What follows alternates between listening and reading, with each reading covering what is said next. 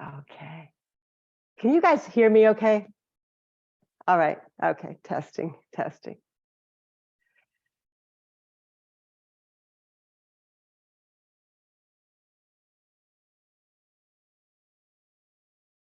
So we're in the neighborhood of wisdom. Wisdom is the fourth parami of 10. And it's often seen as one of the chief reasons that we practice the other paramis. Here's a quote I have. I don't know who said it, but here it is. I have it.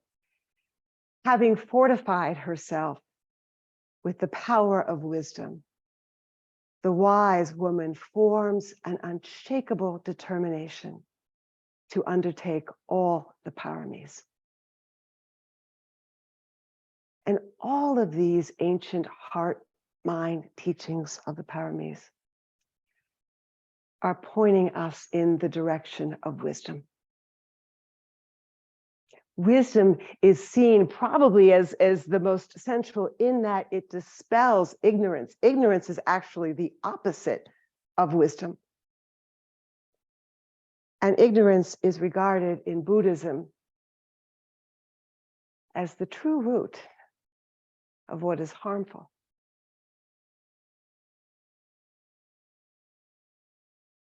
Without wisdom, it's hard to get down to the root and causes of our suffering. All the ways we get snagged and lost in a trance of unworthiness that Tara Brach teaches, or as Bill likes to say, the arrows of not enoughness.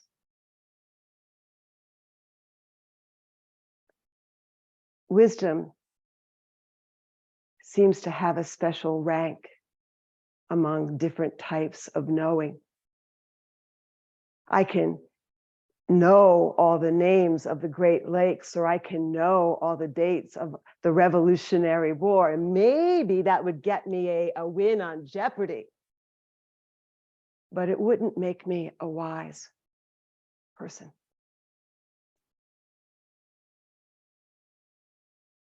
We hear about the wisdom of fools, the wisdom of children. What makes their knowing, or what makes their wisdom more than just knowing? For one, fools and children aren't so bound by the preconceptions, by the fabrications and the reified stories we tell ourselves over and over again. I think it's one of the reasons I practice, and maybe so many of us do, because we want to unburden ourselves from the preconceptions and the fabrications and the reified stories, layers upon layers upon layers. And meditation, mindfulness teaches us that there's a view that is more vast and beyond these notions. So when we say wisdom, we're not just talking about what we learn in books. So what we learn in books is certainly a way to gain wisdom. But I think from a Buddhist perspective, from a mindfulness perspective here at the Daily Sit, we're emphasizing the wisdom that comes from living, the wisdom that comes from an embodied practice. Wisdom is certainly one of the fruits of practice. I want to go back to something that Susan said last week. Mindfulness is grounded in sila and ethical conduct. We grow wisdom by recognizing, seeing, and feeling and making connections. Oh, if I do this, that's going to happen. Or if I do more of that, more of this is going to happen. We grow that capacity to notice and see and feel what feels like, what is harm. and move in the direction of non-harm, we begin to notice and see and feel, this is ease. This is what well-being feels like. Susan writes, wisdom arises out of the practice not by thinking or reason alone, but through experiential knowing, through felt experience that verifies what we have absorbed intellectually. In Buddha's words, contemplate the body in the body, ardent, deeply comprehending, with concentrated, one-pointed mind in order to know the body as it really is.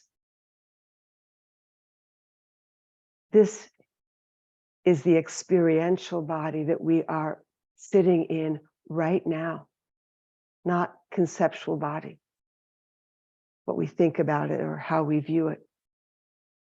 I mean,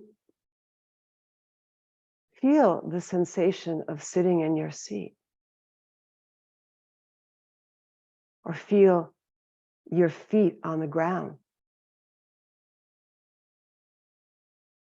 That sensation is not happening a minute from now. It's not happening 5 minutes ago. It's here, right now.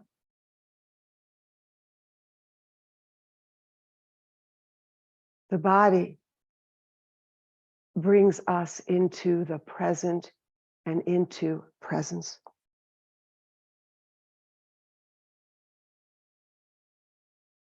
Dan Siegel is a well-known Buddhist teacher. He writes that in Buddhism, the measure of true wisdom is its practical effectiveness, not its abstract or theoretical correctness.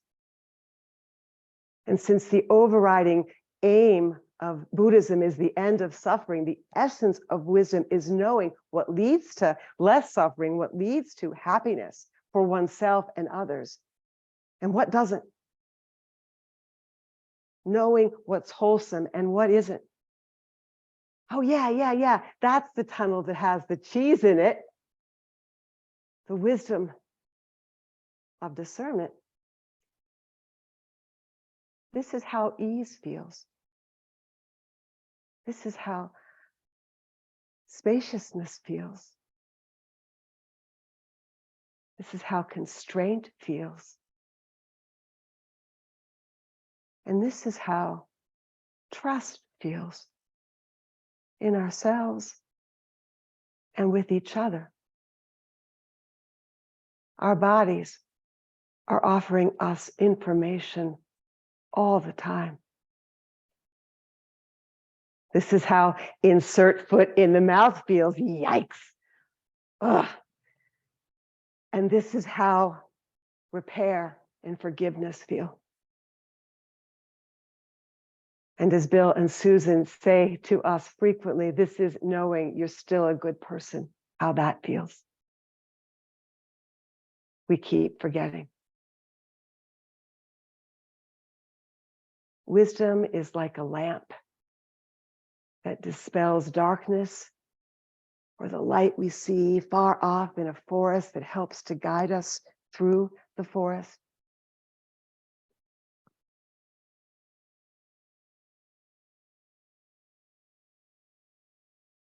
The more we engage in our practice, the more we recognize the ways we are caught in our attraction and aversion and preference. And different forms of meditation practices are pointing us in the direction that we are fundamentally so much more than the stories we tell ourselves about who we think we are and what we think we deserve, beyond our negative and disturbing thoughts. beyond our desires, beyond our achievements or failures, that we are so much more. And as we practice, we develop a clearer and more direct experience of our inner being. We're not quite so influenced by the practice, or within our practice, we're not quite so influenced by the disturbing emotions or self-image, or our expectations or fears or longings. We begin to trust more and more that they don't define us, nor do they define another. There's a Tibetan phrase, and I love this phrase. I think about it a lot. The face you had before you were born. The face you had before you were born. The face we had before we got so wrapped up in our identities. Do you have a sense of what that face looks like?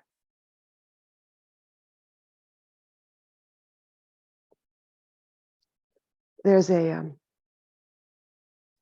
scene in the Harry Potter movie. I'm not sure which one it was.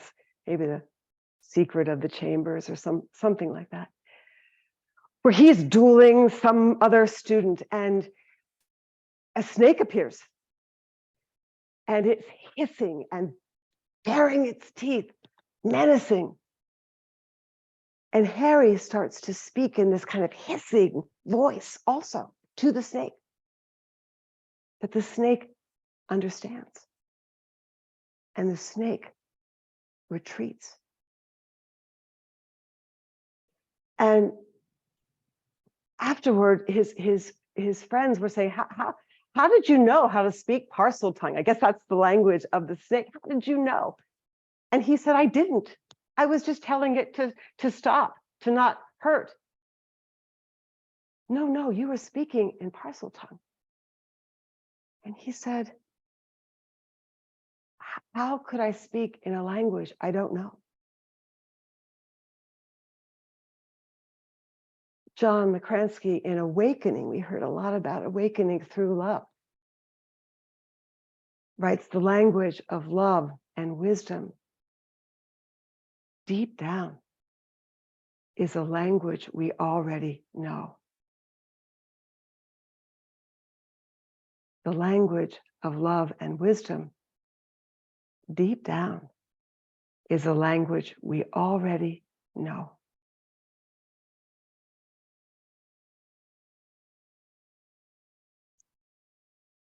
Thank you for listening, and now we have the gift of our practice.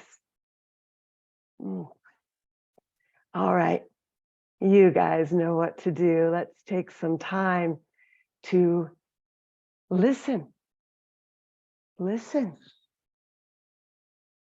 to what the body is asking for.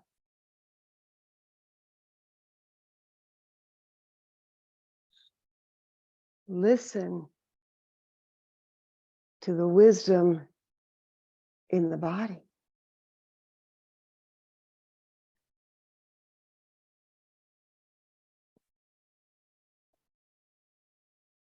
Where might you need to stretch or sway, shake it loose?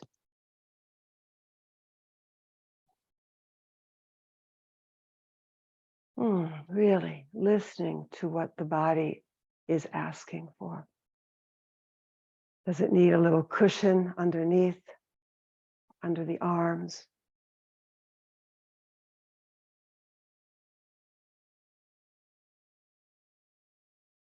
And coming into a position that you can feel, that you do feel comfort in, supported in.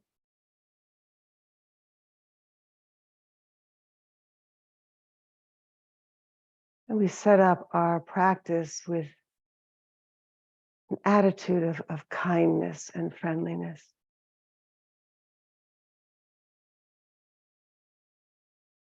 And the eyes can be closed, or if open, soft gaze down.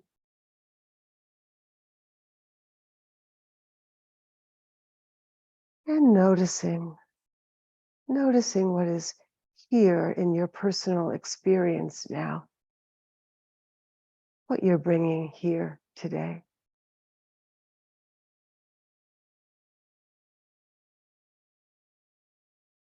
Caring enough to notice. And if helpful, taking some deliberate, slow, longer breaths.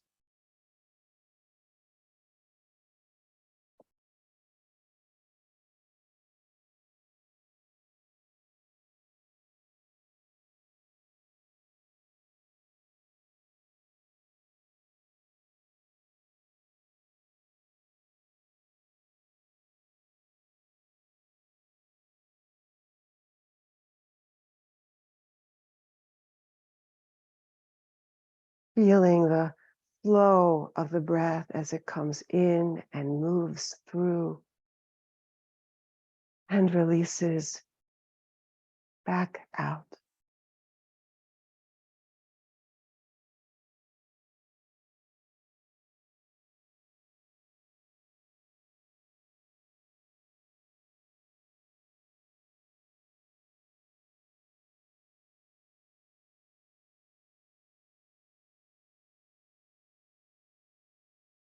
Allowing the breath to settle, finding its own rhythm.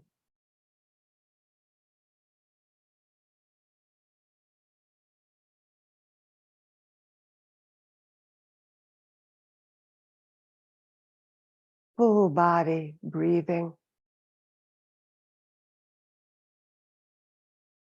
For this little while, inviting the body to relax, the eyes, the face, mouth, jaw. Relax.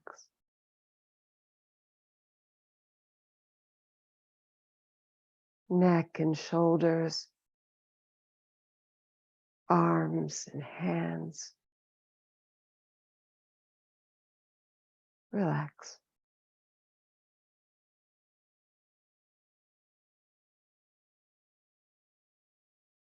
Might feel for any grasping or tightness in the upper thighs, inviting the upper thighs and lower back to also unwind.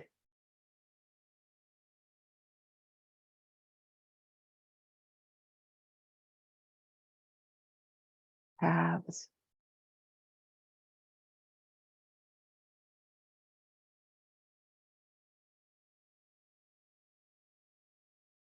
And seeing if you can sense the vibratory aliveness of this body.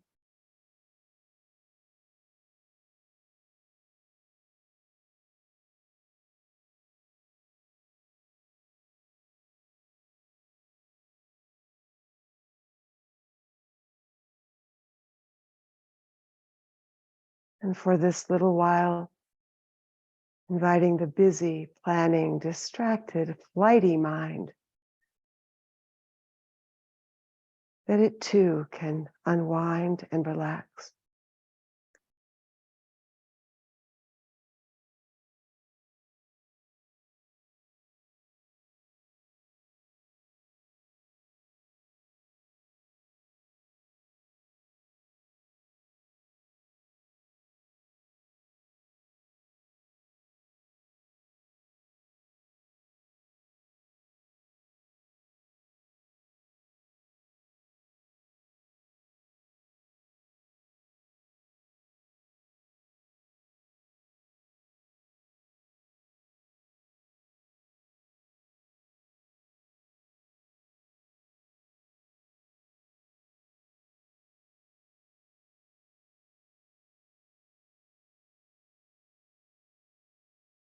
As if a dear friend or beneficial presence is here with you,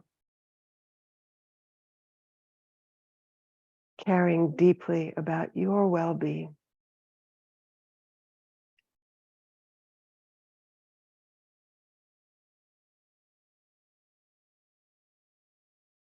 And happy to see you as you are.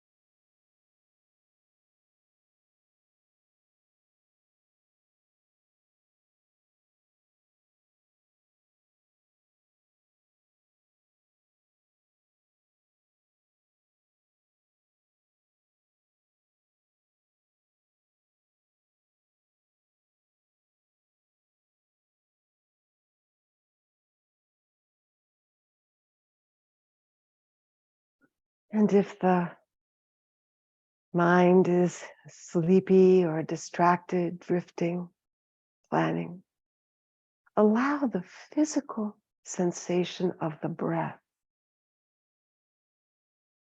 to invite you back into presence.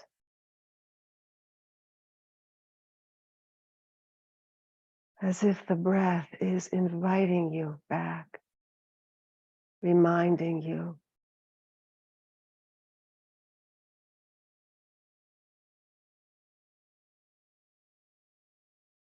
to come back,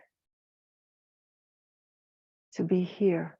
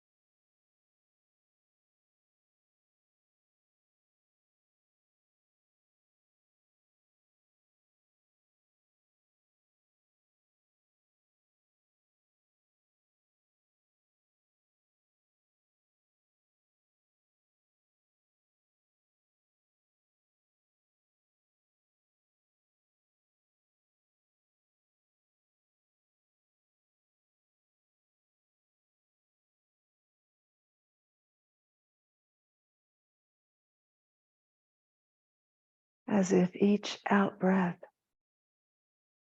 is a letting go of some stress and tension,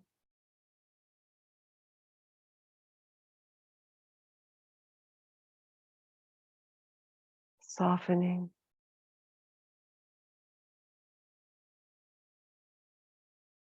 allowing.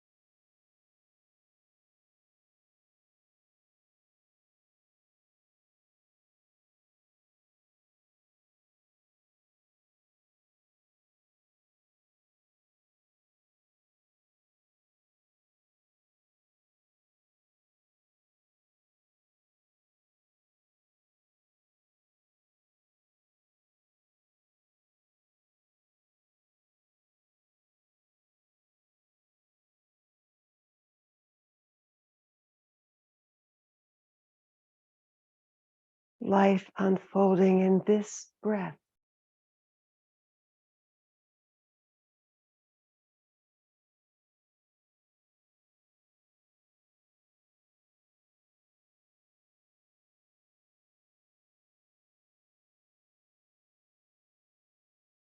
Nothing to strive for, nothing to make happen.